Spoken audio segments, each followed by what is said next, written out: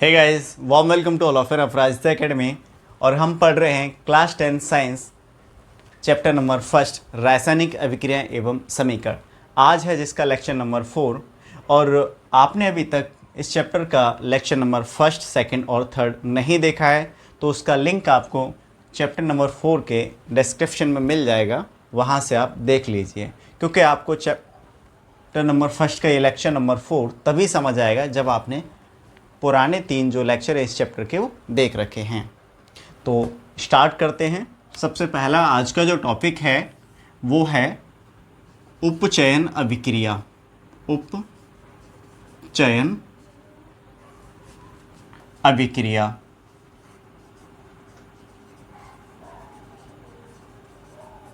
ठीक। एग्जाम में आपसे केवल उपचयन भी पूछा जा सकता है कि उपचयन किसे कहते हैं। उपचयन अभिक्रिया के नाम से भी आ सकता है और अपचयन भी पूछा जा सकता है आपसे। एक और सेकंड टॉपिक जो हमारा रहेगा वो अपचयन। ठीक है, मैं यहाँ पे अभिक्रिया नहीं लिख रहा हूँ क्योंकि ये ज़्यादातर एग्ज़ाम में आपसे पूछा जाता है, वो उपचयन और अपचयन के नाम से ही पूछा जाता है। और ऐसा नहीं है कि अभिक्रिया नहीं ऐड करेगा, वो भी कर लेता है। ठीक है, तो सबसे पहले हम उपचयन को समझेंगे। तो उपचयन देखो बहुत सिंपल है, मैं दोनों को साथ लेके चलूँगा, उपचयन और अपचयन को।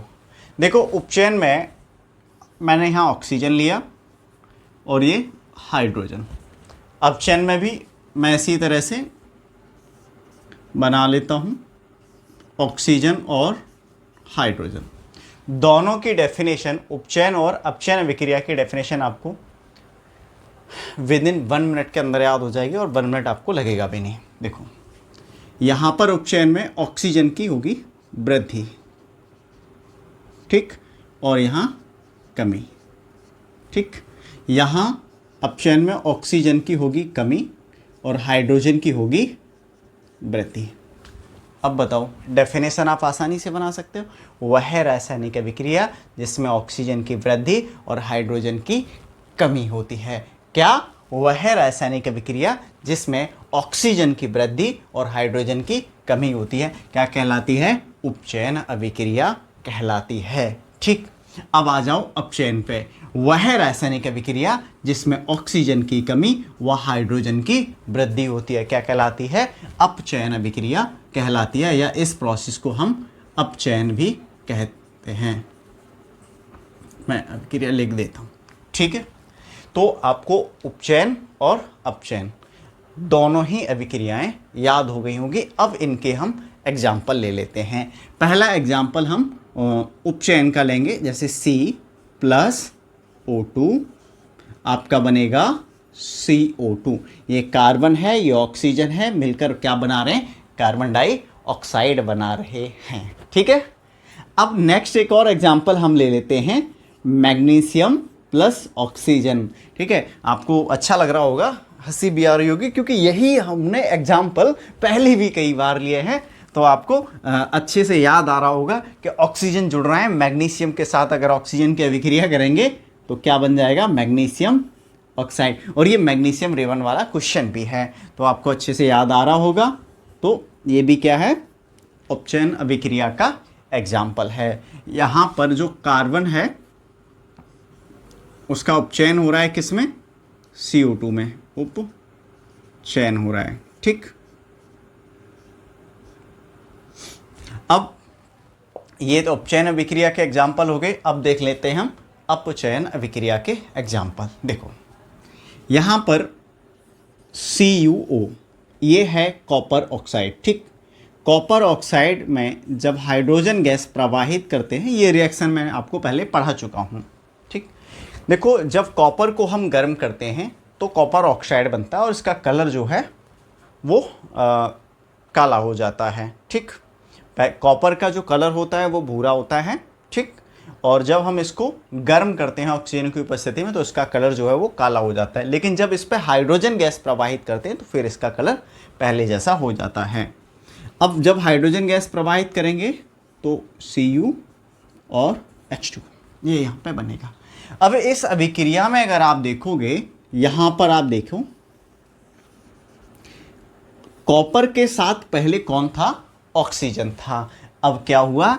कॉपर से हट गया, कॉपर बचा, यानी ऑक्सीजन की कमी हुई। तो यहाँ पे क्या हो रहा है? यहाँ पर अपचयन हो रहा है। क्या हो रहा है? अपचयन। समझ गए? बहुत सिंपल है। अब इस अभिक्रिया को हम अपचयन अभिक्रिया कह सकते हैं। लेकिन इस अभिक्रिया में एक और चीज हमें देखने को मिल रही है। ये जो हाइड्रोजन है, यहां पर अगर आप देखोगे, यहां ऑक्सीजन हाइड्रोजन के साथ नहीं है। एक तो ये अपचयन अभिक्रिया का एग्जाम्पल आप इसको इस तरीके से लिख सकते हो। पहले तो ऊपर वाला कुछ नहीं है, ठीक। अब और अगर इसको हमें करना है, थोड़ा समझना है, तो देखेंगे यहाँ पे हाइड्रोजन है, यहाँ पे हाइड्रोजन के साथ ऑक्सीजन जुड़ गया, तो कुल मिला के हाइड्रोजन में ऑक्सीजन की क्या हो गई? वृद्धि हो गई। तो वृद्धि होने का मतलब है उपचयन। तो इस अभिक्रिया में दोनों अभिक्रियाएं हमें देखने को मिल रही हैं, ठीक। यहां पर अपचयन भी हो रहा है और उपचयन भी हो रहा है इस अभिक्रिया में। तो एक ऐसी अभिक्रिया जिसमें उपचयन और अपचयन दोनों अभिक्रियाएं सम्मिलित होती हैं, उसको हम क्या कहते हैं? हाँ, याद आ गया आपको, ठीक, रिडॉक्स अभिक्रिया कहते हैं। क्या कहते हैं? रिडॉक्स अभिक्रिया। मैं दोबारा रिपीट कर रहा हूं, वह अभिक्रिया जिसमें उपचयन और अपचयन दोनों अभिक्रियाएं सम्मिलित होती हैं, उसको हम रिडॉक्स अभिक्रिया कहते हैं। क्लियर? अब थोड़ा सा और एक आध एग्जाम्पल देख लेते हैं। MnO2 मैग्नीज डाई ऑक्साइड, और इसके अभिक्रिया हम करा देते हैं किससे? HCl से, यानी हाइड्रोक्लोरिक एसिड से। जब हम मैग्नीज डाइऑक्साइड की अभिक्रिया हाइड्रोक्लोरिक एसिड से कराते हैं तो देखो क्या क्या बनता है। यहाँ पर बनता है MnCl2, ठीक। एक आपका यहाँ पे बनता है जल और क्लोरीन। अब इसको हम बैलेंस कर लेते हैं। अगर हम बैलेंस इसको करेंगे तो देखो क्लोरीन के कितने हैं? 2 और 2 4, तो हमें यहाँ पर 4 का गुणा करना पड़ेगा, ठीक। अब हमने यहाँ पे 4 का गुणा कर दिया है, तो यहाँ पर हम 2 का गुणा कर दें तो हाइड्रोजन भी बैलेंस और ऑक्सीजन के 2 हैं, ये भी बैलेंस, यानी ये पूरी अभिक्रिया अब हमारी बैलेंस हो चुकी है, ठीक। अब इसमें समझते हैं कि किस पदार्थ का अपचयन हो रहा है और किस पदार्थ का उपचयन हो रहा है, क्योंकि ये क्वेश्चन आपसे पूछा जाता है। सबसे पहले देखते हैं ऑक्सीजन किसके साथ है? Mn के साथ है, मैग्नीज के साथ। अब Mn, ये देखो आप, Mn के साथ ऑक्सीजन था बट यहां पर नहीं रहा, तो इसका मतलब ये है MnO क्या हो रहा है? ये अपचयित हो रहा है। किसमें? MnCl2 में। यहां पर आप अपचयन भी लिख सकते हैं, ठीक। अब आ जाओ इस पे HCl, पहला तो हो गया। अब दूसरा अभिकारक, दूसरा अभिकारक में देखो Cl के साथ हाइड्रोजन है, और अगर आप आगे देखोगे तो यहां पर हाइड्रोजन यहां से हट चुका है, केवल क्या बचा है आपका? Cl। तो ये जो हो रहा है यहां पर उपचयन है, हाइड्रोजन की कमी हो रही है, या फिर आप इसको लिख सकते हो उपचयित, यानी HCl उपचयित हो रहा है किसमें? क्लोरीन में। ये क्वेश्चन हमसे पूछा जाता है। तो उपचयन अभिक्रिया क्या है, अपचयन अभिक्रिया क्या है और रिडॉक्स अभिक्रिया क्या है। उम्मीद करता हूँ आपको समझ में आ गया होगा। एक बार और ले लेते हैं उपचयन अभिक्रिया। वह अभिक्रिया जिसमें ऑक्सीजन की वृद्धि और हाइड्रोजन की कमी होती है, उपचयन अभिक्रिया कहलाती है। अपचयन अभिक्रिया, वह अभिक्रिया जिसमें ऑक्सीजन की कमी और हाइड्रोजन की वृद्धि होती है, अपचयन अभिक्रिया कहलाती है। वह अभिक्रिया जिनमें उपचयन और अपचयन दोनों अभिक्रियाएं पाई जाती हैं अगर किसी अभिक्रिया में, तो हम उसको रिडॉक्स अभिक्रिया कहते हैं, और ये दोनों रिडॉक्स अभिक्रिया के एग्जाम्पल हैं, ठीक। एक एग्जाम्पल मैं आपको रिडॉक्स का और ले लेता हूं, ZnO+C। ZnO zinc oxide plus carbon है, यहां पर Zn+Cu। अगर आप देखोगे तो Zn जो है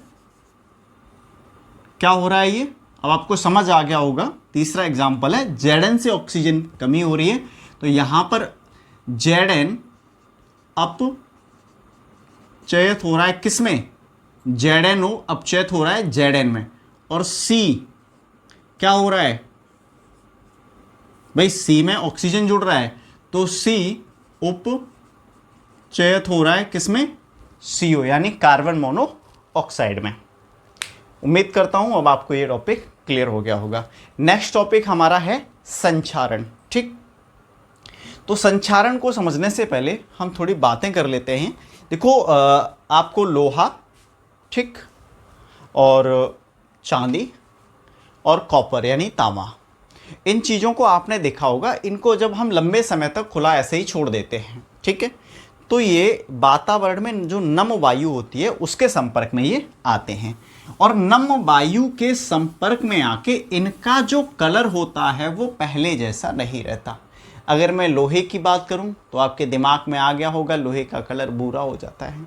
अच्छा, भूरे का मतलब आप सफ़ेद मत समझ लेना। अक्सर क्या होता है गांव में या फिर कहीं भी जो भूरा होता है वो ज़्यादातर लोग वाइट समझते हैं, ठीक है, तो ऐसा आपको नहीं समझना है। भूरा मतलब ब्राउन, ठीक। लोहे का जो कलर, जंग लगे हुए लोहे का जो कलर होता है वो क्या होता है, भूरा होता है।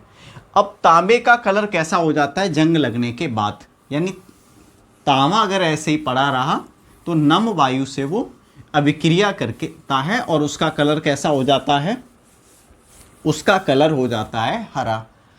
ठीक, आपने देखा होगा हरा कलर उसका हो जाता है। चांदी की जो पायल होती है उसका कलर कैसा होता है, माँ के पैरों में आप पायल देखी होंगी, जब नई पायल माँ लाई थी तब वो काफ़ी चमक रही थी, पर उसका कलर बहुत हल्का हो गया है, उस पर हल्की सी काली काली वो दिखने लगी हैं। ठीक, तो इस तरह से कलर ये चेंज होते हैं। संचारण हम पढ़ रहे हैं और संचारण का मतलब मैंने आपको समझा दिया है। अब डेफिनेशन इसकी क्या बनेगी संचारण की, जब हम किसी धातु को, ठीक है, नम वातावरण या फिर आप कहो आर्द्र वायुमंडल में ऐसे ही खुला छोड़ देते हैं तो उसकी सतह क्या होने लगती है, संचारित होने लगती है, और इसी प्रक्रिया को हम क्या कहते हैं, संचारण कहते हैं। जैसे लोहे पर जंग लगना, तांबे का हरा पड़ना और चांदी का काला हो जाना, ये संचारण के आपके एग्जाम्पल हैं। नेक्स्ट टॉपिक जो हमारा है, लास्ट टॉपिक है इस चैप्टर का। देखो संचारण आप तीसरे चैप्टर में भी पढ़ोगे, वहाँ और ज़्यादा हम डिटेल में पढ़ेंगे, यहाँ पे थोड़ा सा ही है तो हमने उतना अपना कर लिया है। अब नेक्स्ट जो टॉपिक है वो है विकृत गंधिता। ये बहुत अच्छा टॉपिक है, इस पे आपको एक ऑप्शन भी बनता है। ठीक, तो विकृत गंधिता क्या है। देखो विकृति का मतलब होता है किसी चीज़ में बेकार हो जाना, भी आप कह सकते हो। जैसे कोई चीज़ बहुत अच्छी लग रही थी, कोई स्ट्रक्चर था और आपने उसको बिगाड़ दिया, तो वो विकृति। गंधिता मतलब गंध में विकृति आ जाए, मतलब गंध बदल जाए। ठीक है, अच्छा यहाँ पे क्या होता है, गंध के साथ साथ स्वाद भी बदलता है। तो आपके दिमाग में आ गया वो स्वाद की बात हो रही है तो कोई खाने वाली चीज़ तो है ही है। देखो होता क्या है, जितनी भी ऑयली चीज़ है यानी बसा जिनमें होता है, तेलीय, आप हिंदी में लिखोगे तो तेलीय, ऑयली जो जितनी भी चीज़ें हैं, अगर आप उनको लंबे समय तक ऐसा ही खुला छोड़ देते हो, ठीक, तो होता क्या है, वो चीज़ें ऑक्सीजन से विक्रिया करती हैं। और कौन सी ऑक्सीजन से, जो वायु में है, और वायु में ऑक्सीजन उससे विक्रिया करती हैं और उनके गंध और स्वाद बदल जाता है, और इसी को हम कहते हैं विकृत गंधिता। अब इसका एक अच्छा सा एग्जाम्पल हम ले लेते हैं। आप चिप्स और नमकीन के पैकेट देखते हो, अरे सर बहुत खाई है, कोई बात नहीं। अब चिप्स के पैकेट में आप छेद कर दीजिए या चिप्स के पैकेट को ऐसे फाड़िए और आप उसको 5 से 6 दिन के लिए रख दीजिए। आपने जब फाड़ा था तब उसका टेस्ट कैसा था, और जब आपने 5-6 दिन रख दिया फिर जब आप खा रहे हो उसको तब उसका टेस्ट कैसा है, आपको पता चल जाए।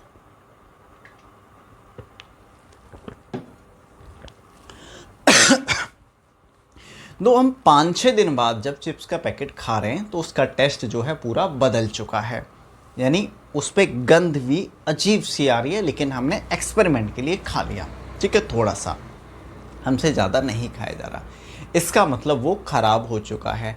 कभी कभी जब हम ये चीज़ जानबूझ के भी नहीं करते हैं और दुकान से चिप्स या नमकीन का पैकेट लाते हैं तो उसका टेस्ट अजीब सा होता है, फिर हम दुकानदार के पास शिकायत करने जाते हैं, दुकानदार कहता है एक्सपायरी नहीं है, ये मैं तो नए पैकेट लाया हूँ, ये कैसे ख़राब हो सकता है, ठीक। और आप उसको पहले खा चुके होते हो, अगर ले जाओगे आधा जितना भी बचा होगा तब तो वो वापस कर लेगा, ठीक।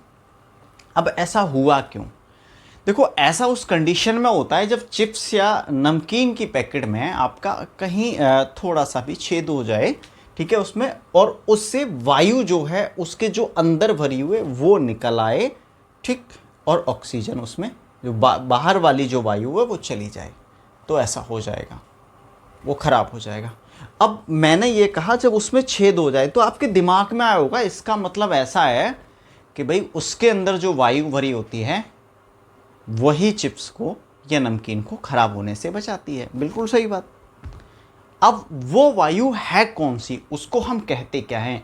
उसको कहते हैं प्रतिऑक्सीकारक, यानी वो ऑक्सीजन की अभिक्रिया जो हमारा पदार्थ है, चिप्स है या जो भी ऑयली चीज़ हैं आपकी, जितनी भी आपकी बनती हैं, ठीक है, मिठाइयाँ भी ले लो तो उनमें सब में फैट तो होता ही है बसा, तो वो भी ख़राब हो जाती हैं, ठीक। अब उनको बचाने के लिए उसमें भरा क्या जाता है? प्रतिऑक्सीकारक। और जो गैस है आपकी नाइट्रोजन, बोला नाइट्रोजन वायुमंडल में कितने परसेंट है? 78%। N2 उसमें भरा जाता है। बहुत इंपॉर्टेंट है ये, 1 नंबर में आता है, काफ़ी आता है आपके ऑब्जेक्टिव में, ठीक।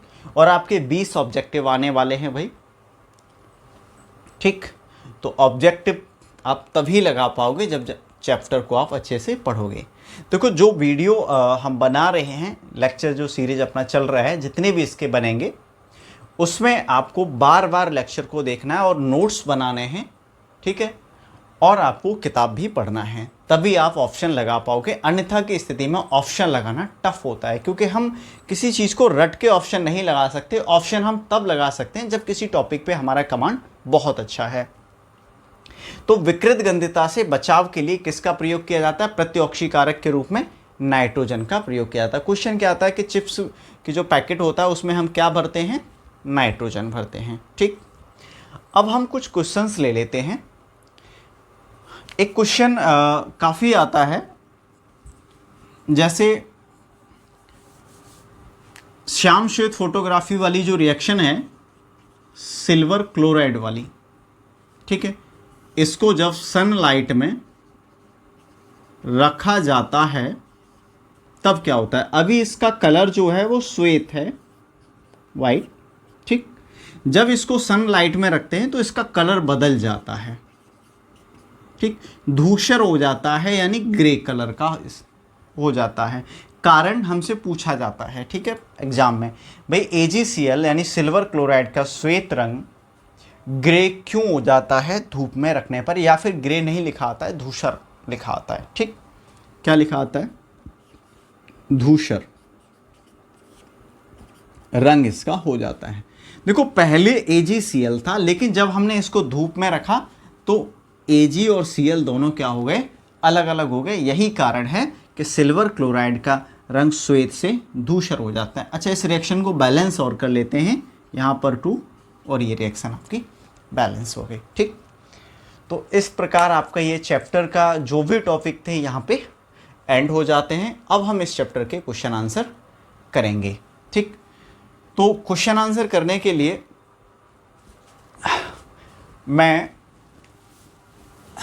बुक्स देख लेता हूँ, और सुविधा के लिए मैं बुक डाउनलोड कर रखा हूँ, और आपको मैं स्क्रीन पे ही, यहाँ पे बोर्ड पे ही आपको क्वेश्चन का पेज लगा दूंगा, जिससे आपको आसानी से क्वेश्चन भी दिखे और समझ में आए, ठीक है। मैं क्वेश्चन को देख लेता हूँ। तो पहला जो क्वेश्चन है,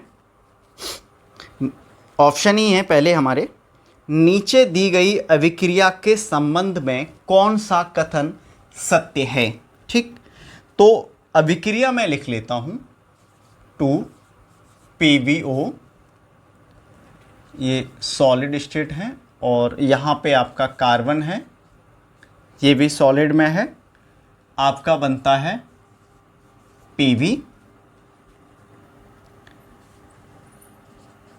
और प्लस CO2, ये आपकी गैस है। ठीक, और यहाँ पे ये 2Pb बनेगा। अब इसमें हमें नीचे दी गई अभिक्रिया के संबंध में कौन सा कथन असत्य है, असत्य कथन हमें बताना है। देखो अक्सर बच्चे क्या करते हैं, गलती ये नहीं पढ़ते हैं कि हमसे पूछा क्या गया है, उनको पता ही नहीं होता। उनके दिमाग में रहता है हाँ वही पूछा गया होगा जो सत्य होगा।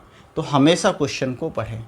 ठीक है, कम से कम किसी भी क्वेश्चन को जब आप सॉल्व कर रहे हो, उसका आंसर लिख रहे हो, तो आपको 2 बार आपको पढ़ना ही पढ़ना है। अब इस अभिक्रिया को हम देखते हैं। इसमें असत्य चीज़ें, इसके कुछ ऑप्शन दे रखे हैं। पहला दिया है सीसा अपचयित हो रहा है। अब सीसा कहाँ है? देखो सीसा अपचयित हो रहा है।